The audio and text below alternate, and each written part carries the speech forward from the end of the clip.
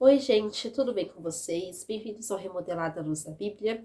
E hoje vai ser o último episódio da nossa série Improváveis com Fome de Deus. É o episódio 4, onde nós vamos falar sobre a descida do Espírito Santo sobre os gentios. A gente sabe que os gentios também são o povo escolhido por Deus. Depois que Jesus morreu e ressuscitou, nós sabemos que o convite da graça é estendido a todos. E nessa série nós estamos estudando isso. Quando os gentios eles começam a se converter e conhecer o verdadeiro evangelho. Então a gente já está estudando sobre Cornélio, o testemunho de Cornélio, a vida de Cornélio, a gente está estudando sobre a pregação de Pedro e hoje nós vamos estudar sobre aquilo que Deus fez no meio daquelas pessoas. Mas antes, vamos começar?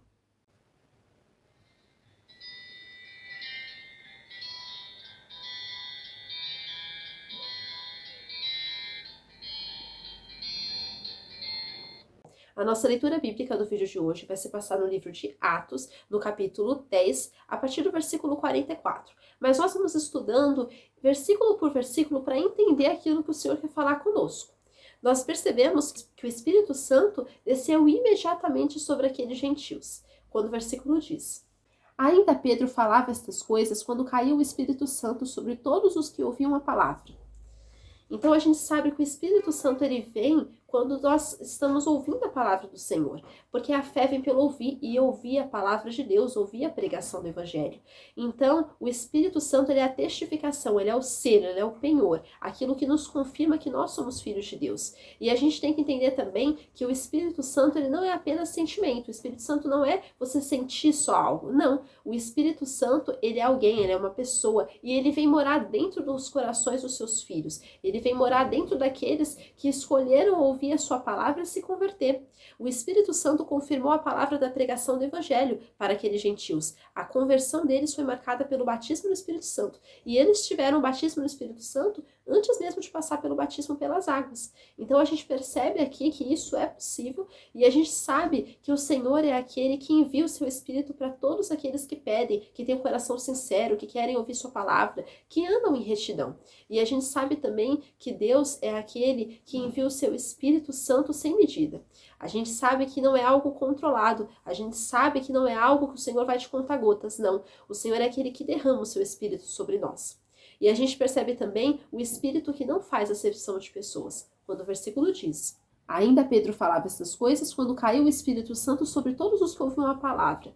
Então não foi só sobre os judeus, mas foi para todos aqueles que ouviam a palavra do Senhor, que ouviam o Evangelho, que ouviam a pregação. Não foi só para aqueles que foram ali nomeados como judeus, não, foi para os gentios. Então o Senhor abriu a porta da graça para que todos tivessem acesso à pregação, para que todos pudessem se converter e serem salvos. O Espírito Santo não limitou o seu agir pelo fato daqueles irmãos serem gentios, pelo contrário, assim como aqueles irmãos israelitas foram batizados com o Espírito Santo e com os seus dons miraculosos, aqueles irmãos gentios também o foram. Deus quer que todas as pessoas se convertam e sejam salvas. Deus quer que todas as pessoas tenham ouvido sua voz.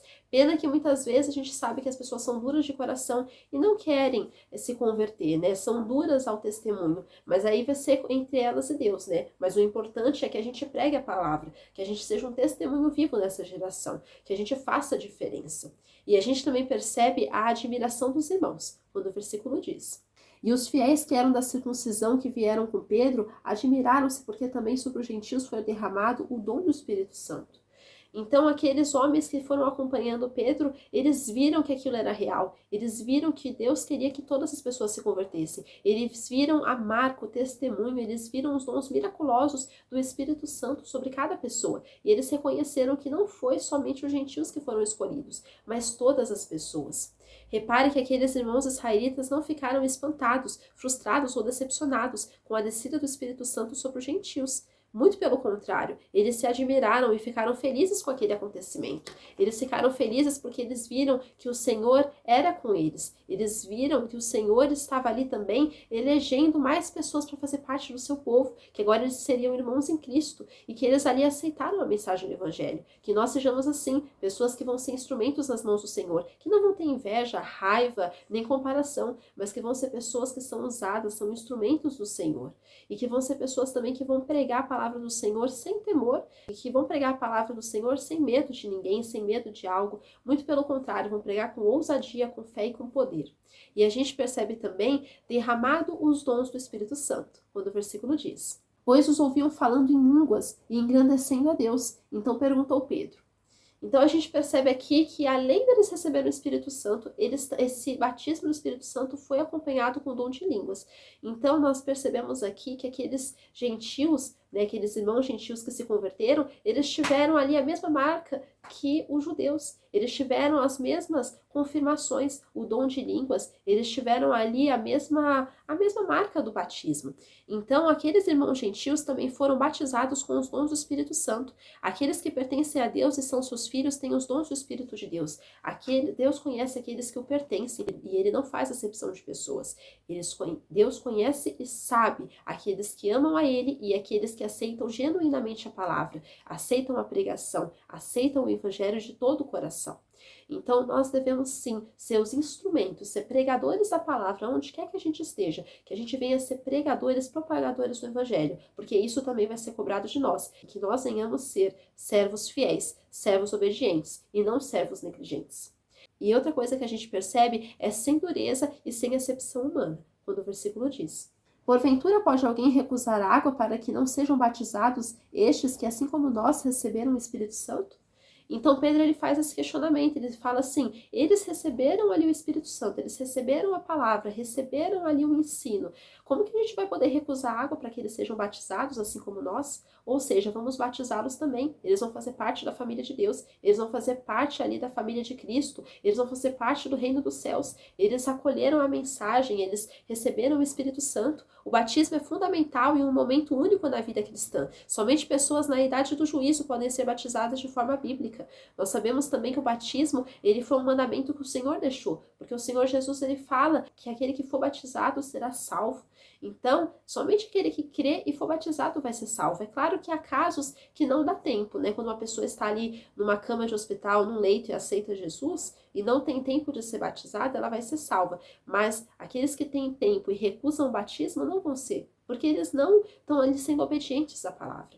Aqueles homens não, aqueles gentios ali, eles obedeceram, foram batizados, receberam o Espírito Santo, acolheram a pregação do Evangelho, foram obedientes. Então a gente percebe o batismo nas águas em nome de Jesus, quando o versículo diz: e ordenou que fossem batizados em nome de Jesus Cristo.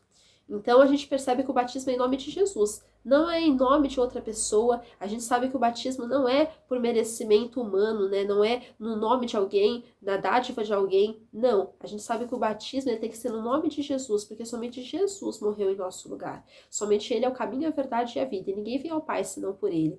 Então o batismo, ele é esse momento sim, que é uma marca na vida cristã, ele é um marco na nossa vida cristã e ele é o início de uma nova vida. Ele demonstra isso, né? Não é só um subir e descer das águas, não. É um momento que ele deve ser entendido. Né? A gente sabe que o batismo ali ele simboliza a morte para o mundo e a vida com Cristo. Né? Quando você está sepultando a velha criatura e está ali vivendo uma nova vida, uma nova criatura.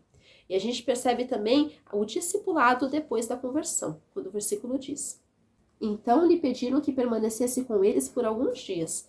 Então Pedro ele não pregou, simplesmente foi embora. Não, ele ficou um tempo com aquelas pessoas, ele discipulou, ele ensinou para aquelas pessoas os fundamentos da fé. E perceba que até aquele pequeno grupo de cristãos gentios pediu para que Pedro continuasse com eles por um tempo. O discipulado é andar junto e ensinar aos novos convertidos a amarem e a obedecerem a Cristo e sua palavra. A gente sabe que o discipulado é bíblico, mas nós temos que entender também o que é esse discipulado. Aqui Pedro não ficou apenas com eles comendo e bebendo e conversando à toa, não. Ele ensinou a palavra, ele pregou o evangelho, ele deu testemunho com a sua própria vida, ele andou do jeito que o Senhor Jesus havia ensinado, ele praticou ali a palavra do Senhor e ensinou aqueles novos convertidos ali como eles deveriam agir. E aquele momento único se concretizou, que foi o chamado dos gentios. E a gente vê que tudo isso começou ali, claro, com o sacrifício de Cristo e com um homem chamado Cornélio, que era justo e piedoso, um homem que queria conhecer a Deus, e um homem que queria que outras pessoas também conhecessem a Deus, e abriu a sua casa para isso, e que foi obediente à voz do Senhor.